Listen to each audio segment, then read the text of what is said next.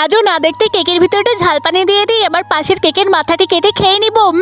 Yummy. এবার একটু cream দিয়ে আমার মাথাটি কিনে লাগিয়ে দিই, তোমরা যেন বলো না আরে স্পিন আনতে হবে। আরে হেই বলো চম্পা, না দেখতে পাশের কেকের মাথাটি কেটে খেয়ে নি। আরে কি ঝাল। এবার একটু ক্রিম দিয়ে আমার মাথাটি কিনে লাগিয়ে দিই। উফ কি ঝাল রে বাবা। এই তো স্পিনে চলে এসেছি। আরে রাজু ঝাল কেক খেয়েছে। রাজু চলে স্পিন করি। সমান তো আমি স্পিন পেয়েছি, আমি স্পিন করি। আরে রাজু দেখো কেকে পড়েছে, এটাতে চকলেট বানাও। আজকে বলো চম্পাকে ছাড়বো না, আমাকে ঝাল খাইয়েছে। তার আগে কেকটি কুচি কুচি করে কেটে দুধের সাথে ভালো করে মিশিয়ে নেই। আরে বন্ধুরা রাজু তো ব্যস্ত আছে, এই সুযোগে এর ভিতর থেকে একটা বিস্কুট নিয়ে খেতে শুরু করি।